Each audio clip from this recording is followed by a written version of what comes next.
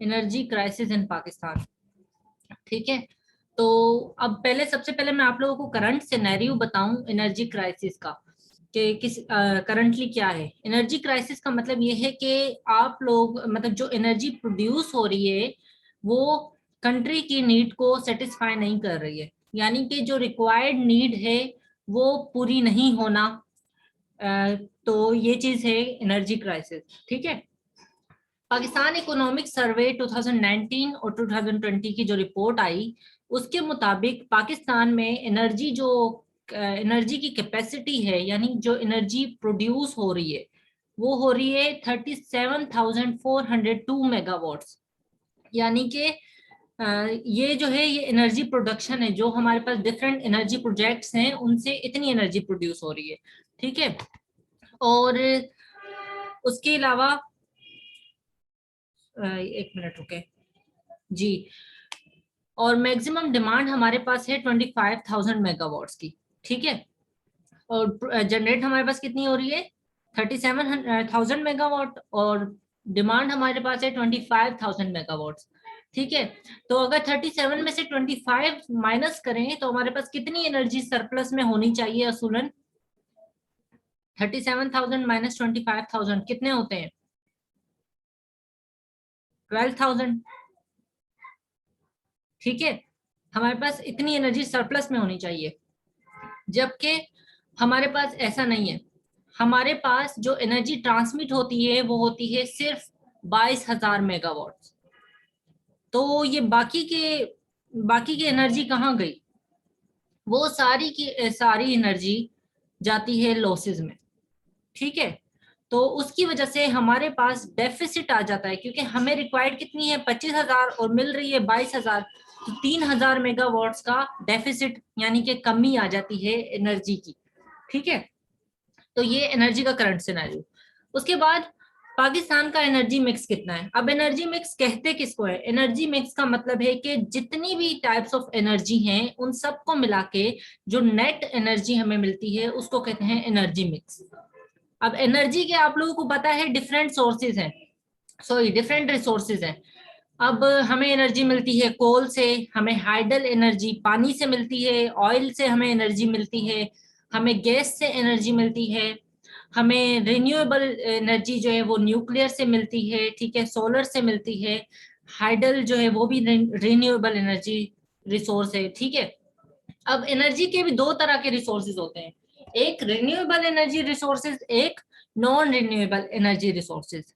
Renewable energy resources में आते हैं न्यूक्लियर, ठीक है, हाइडल, सोलर, और जी, और जो नॉन रिन्यूएबल हैं उनमें आते हैं कोल, गैस, ऑयल। ठीक है, अच्छा, तो अगर हम पाकिस्तान के 2013 और 2014 के एनर्जी मिक्स देखें तो उसमें न्यूक्लियर जो है ये आप देख रहे हैं, न्यूक्लियर 2% एनर्जी थी सिर्फ। ठीक है, और उसके अलावा कोल से 6%, एलपीजी 1%, हाइडल 11%, और ज्यादातर एनर्जी ऑयल और गैस जो कि नॉन रिन्यूएबल एनर्जी रिसोर्सेज हैं। आप लोग क्लाइमेट चेंज पढ़ चुके हैं, और क्लाइमेट चेंज के लिए ये नॉन रिन्यूएबल एनर्जी रिसोर्सेज जो हैं वो डेंजरस हैं इन अ सेंस के इनकी वजह से वो हजार्डस गैसेज इमिट होती हैं जो कि हमारे एनवायरनमेंट में डिके करती हैं, जो कि हमारे एनवायरनमेंट में जो ओजोन लेयर है उसे उसकी डिप्लीशन क्या कॉज बनती है।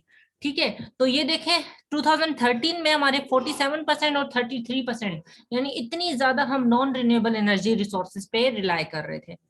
करंटली हमारे पास गवर्नमेंट जो स्टैटिस्टिक्स हैं उसके मुताबिक 64% हमारी इलेक्ट्रिसिटी फॉसल फ्यूल से आती है, यानी नॉन रिन्यूएबल एनर्जी रिसोर्सेज से। ठीक है, और 27% हाइड्रो पावर, और हाइड्रो पावर आपके पास रिन्यूएबल एनर्जी रिसोर्स है। ठीक है, 5% न्यूक्लियर पावर से आती है, और सिर्फ 4% जो है दूसरे रिन्यूएबल एनर्जी सोर्सेज से जैसे सोलर और विंड, ठीक है, इनसे आती है। और अब हमारा विजन क्या है 2025 का, कि रिन्यूएबल हमारे पास 10% हो, ठीक है, हाइडल उसमें 15% हो, कोल 10% हो, ठीक है, ऑयल 28% हो। तो ये प्रोपोज्ड एनर्जी मिक्स है।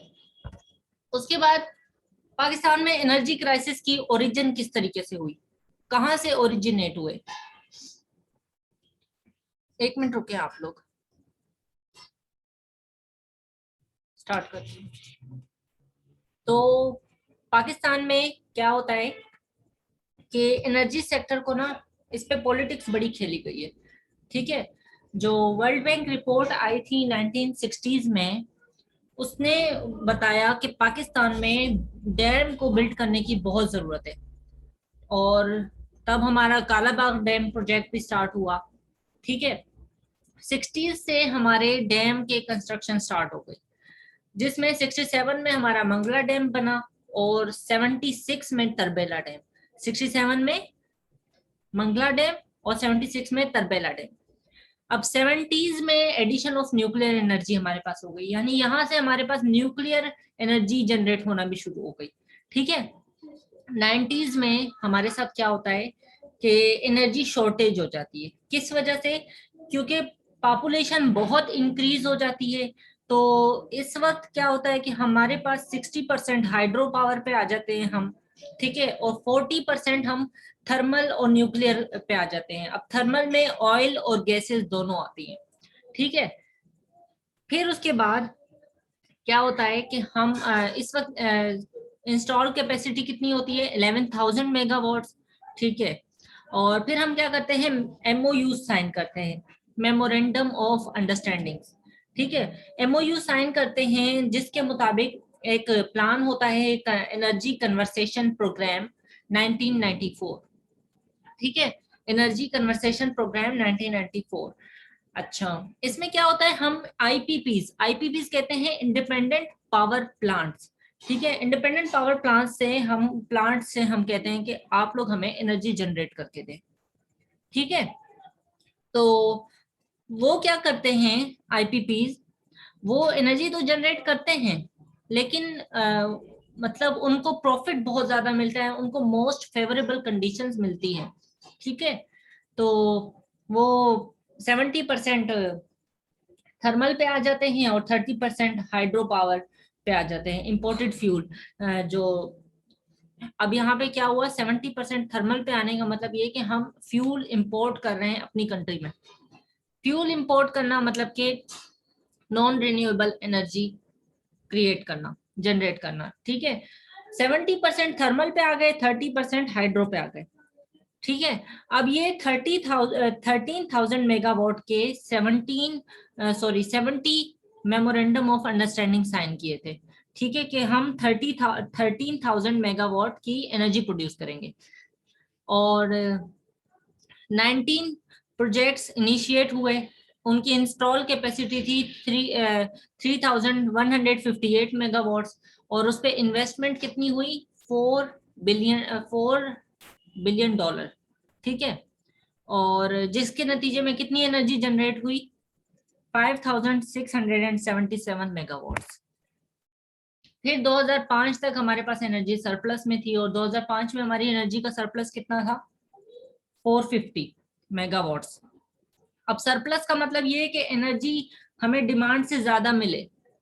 जब एनर्जी डिमांड से ज्यादा मिलती है तो उसको कहते हैं एनर्जी इन सरप्लस, और जब डिमांड से कम मिले तो उसको क्या कहते हैं?